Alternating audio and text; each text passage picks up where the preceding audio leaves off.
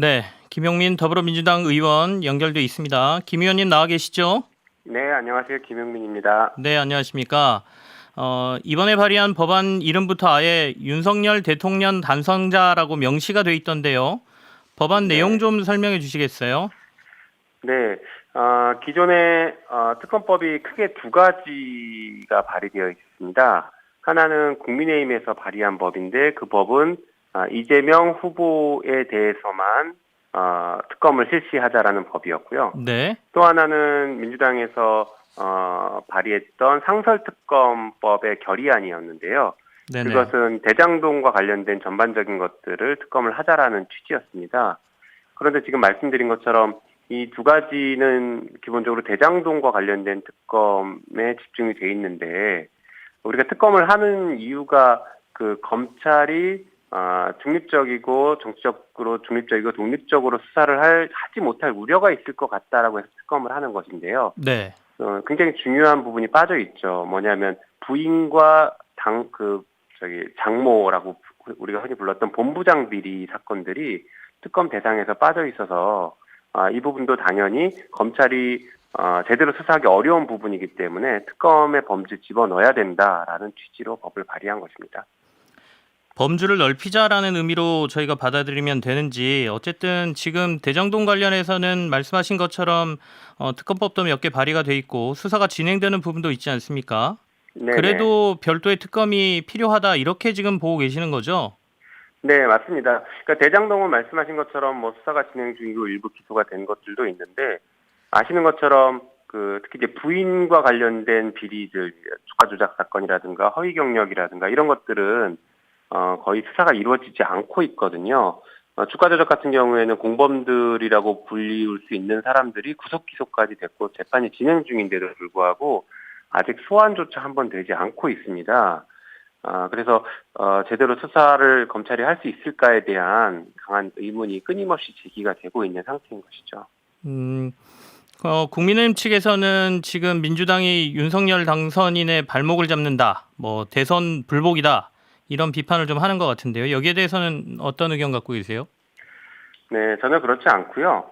말씀드린 것처럼 지금 국민의힘 쪽에서는 지금 얘기하는 취지가 부인과 장모의 비리는 무혐의이니까 이 부분은 검찰이 빨리 무혐의하게 내비두어라라는 전제에서 얘기를 하고 있는 것으로 보여져서 오히려 지금 당선인 측에서 검찰에게 수사에 대한 어떤 압력을 행사하는 발언들이 아니냐라고 역으로 좀 비판을 하고 싶습니다. 그리고 말씀드린 것처럼 단 한 번도 제대로 소환을 하고 있지 않아요. 공정하게 그리고 신속하게 수사받아야 되고 누구나 법 앞에 평등해야 되는데 법 앞에 평등이라는 것은 가족이 누구이냐 변호인이 누구이냐와 상관없이 잘못한 것들이 있다라고 하면 검찰 수사를 동일하게 받아야 되고 그 결과에 있어서도 동일하게 같은 그 기준으로 판단을 받아야 되는 것이 필요한데 이상하게 윤 당선자와 관련된 사건들은 그렇게 법 앞에 평등이라는 것들이 잘 지켜지지 않고 있다라는 의심이 끊임없이 제기가 되고 있죠. 그래서 이 부분은 발목 잡기가 아니라 그 사건의 진실을 먼저 밝히자. 그리고 한편으로는 국민적 의혹이 이렇게 컸던 사안이기 때문에 네. 국민의힘 측에서도 적극적으로 그래 특검해서 그러면 한번 판단해 보자. 라고 하는 게 더 나을 수 있습니다. 그래서 본인들이 진짜 무혐의라고 생각하면 특검을 가더라도 무혐의 나올 수 있을 거 아닙니까? 그렇게 되면은 오히려 무혐의로 깔끔하게 여기서 정리하고 가는 게 국민의힘에도 도움이 될 수 있기 때문에 이것을 마냥 발목 잡기가 아니라 이번에 정리를 하고 간다라는 차원에서 좀 이해를 하면 좋을 것 같습니다. 그런데 이제 대장동 특검조차 민주당이 제대로 합의하지 않으면서 무슨 이 본부장 특검이냐 이런 주장도 좀 있습니다. 이 네. 대장동 의혹부터 특검으로 푸는 게 순서에 맞다는 지적은 어떻게 생각하고 계세요? 저는 그래서 동시에 하자라는 것입니다. 동시에 진행을 해도 전혀 문제가 없고 하나의 특검으로 임명되는 한 명의 특검이 이 모든 사건을 다 수사를 하는 것이죠. 특히나 지금 윤 당선인을 기준으로 볼 때에는 곧 이제 대통령에 취임할 건데요. 네. 그러면은 대통령의 가족에 대해서 검찰이 수사하기 매우 어렵습니다. 네. 현재 뭐 그렇게 수사하기 어려운 상황이 될 것인데 그 수사를 검찰에게 맡기지 말고 특검이 수사를 하자. 라고 하는 것은 너무나 당연히 얘기할 수 있는 것이고 국민적인 의혹이 제기된 것에 대해서는 당연히 그렇게 처리할 수 있는 것이죠. 그건 어느 정도 국민적 합의가 충분히 이루어질 수 있다고 저는 생각하고 있습니다. 지금 동시에 하자는 말씀은 만약에 이 본부장 특검을 합의를 해주면 대장동 특검도 같이 합의를 해주겠다 이런 말씀으로 저희가 이해해도 돼요? 네, 그러니까 제가 말씀드린 것은 하나의 특검법에 다 담을 수 있습니다. 하나에다가 같이 담아서 동시에 하자? 예, 그렇죠. 그래서 한 명의 특검이 이 모든 사건을 다 수사를 하는 것이죠. 그러면 이제 특검을 하려면 여야 추천의 합의가 필요할 테고 네. 공정하게 해야 될 텐데 어떻게 공정하게 구성을 하나요? 뭐 여러 가지 방식이 있을 수 있겠는데요. 제가 특검법에 넣은 방식은 이렇습니다. 그러니까 법원에서 2명을 추천을 하고 그다음에 법무부에서 2명을 추천을 해서 각 교섭단체별로 그중에 그 4명이 추천된 4명 중에 1명을 추천하는 방식으로 저는 이렇게 법을 구성해 놓고 있습니다.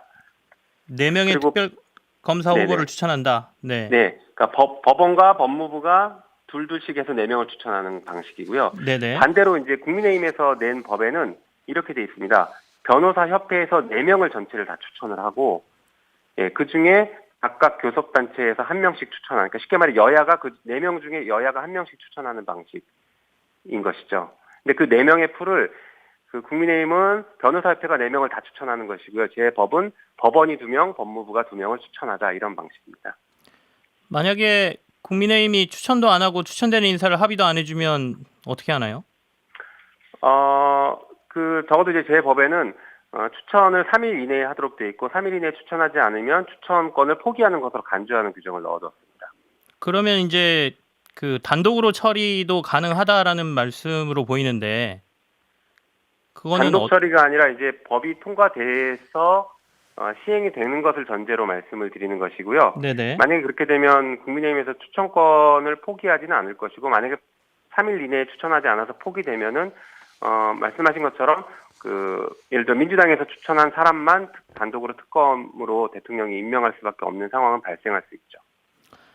현실적으로 국회에서 국민의힘이 통과에 협조를 할까요? 할 가능성이 그렇게 많지 않아 보이는데요. 그건 뭐 이제 여야 원내 대표 간의 협상을 해봐야 될 것 같고요. 네네. 신속하게 특검을 출범시키자와 그다음에 대장동 특검은 반드시 해야 된다라는 정도의 공감대들은 형성돼 있습니다. 그래서 그 부분 가지고 잘 논의를 하면 될 것 같고요. 거기에 대해서 더해서 이제 말씀드린 것처럼 국민적 공감대와 의심의 여지가 상당히 높은 본부장 비리까지 같이 포함을 시켜야 된다라는 것에 대해서도 다수의 국민들이 찬성하시리라고 저는 보고 있습니다. 한편 이럴 수 있습니다. 특검이 출범하면요. 언제 출범할지는 조금 더 저희가 봐야겠지만 윤 당선자가 대통령이 취임한 이후에는 특검이 그때 이제 대통령이 되겠죠. 대통령에 대한 수사를 할 수가 없어요. 네네. 그렇게 되면은 이재명 후보에 대한 수사만 진행이 될 가능성이 높죠.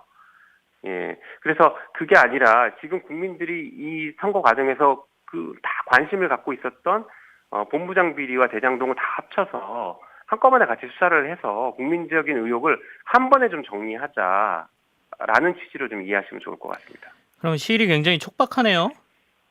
네, 그럴 수 있습니다. 그리고 최근에 민주당에서 다시 검수완박, 그러니까 검찰 수사권 완전 박탈 얘기가 지금 나오고 있습니다. 문재인 대통령 임기가 끝나기 전에 당에서 검수완박 등 검찰개혁 법안을 다시 추진한다 이렇게 이해도 됩니까? 저희는 검수완박이라는 표현을 쓰지는 않고 있고요. 네. 그게 뭐 마치 무슨 말씀하신 것처럼 박탈하는 것으로 뭐 원래 가져야 될 것을 뺏어오는 것 같은 느낌인데 그게 아니라 검찰의 수사기소 분리이고 검찰은 원래 수사권을 갖지 않아야 되는 것이기 때문에 검찰의 제자리 찾기라고 좀 보시면 좋을 것 같습니다. 어쨌든 간 검찰의 수사기소 분리는 저희가 그 기존에도 계속 약속을 드려왔던 공약사항이고 문재인 대통령께서 당선됐던 그때 19대 대선에서도 첫 번째로 내걸었던 공약이었고 지금 이번에 이재명 후보도 굉장히 중요하게 내건 그 공약이 수사기소 분리입니다. 그리고 민주당에서도 끊임없이 수사기소 분리는 약속을 드렸던 사안이기 때문에 반드시 처리를 하려고 하고 있습니다. 이게 이제 대통령 임기가 2달도 채 안 남은 상황이지 않습니까? 근데 네. 이게 마지막까지 검찰 개혁 완성에 대한 의지를 보이시는 거는 이해가 되는데 현실적으로 이게 좀 가능할까요? 현실적으로도 가능할 수는 있죠. 이미 법안은 다 만들어져 있고요.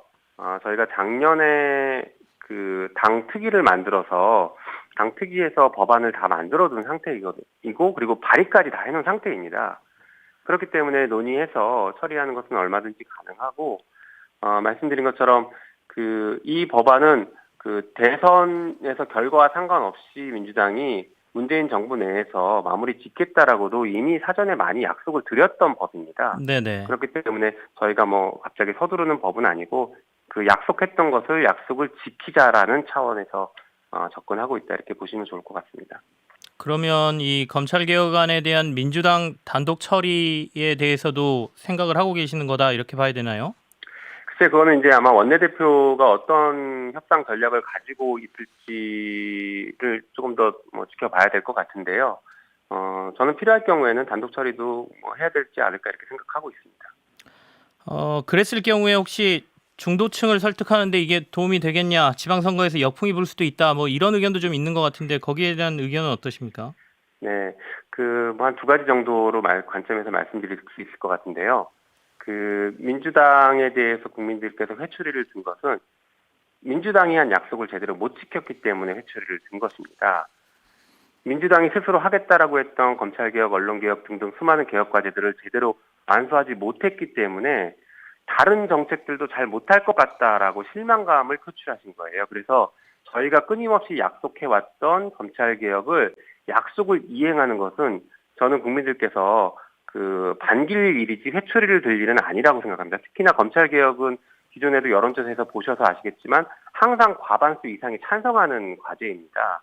그렇기 때문에 중도층이 이것 때문에 떠나갈 것이다라고 하는 것은 기우이거나 좀 부풀린 게 아닐까 이런 생각이 들어요. 그리고 또 한편으로는 아시겠지만 지방선거 같은 경우에는 대통령 선거보다는 투표율이 낮고 그렇다라고 하면 지지층들이 총결집하는 그런 선거로 선거 양산으로 갈 가능성이 높거든요.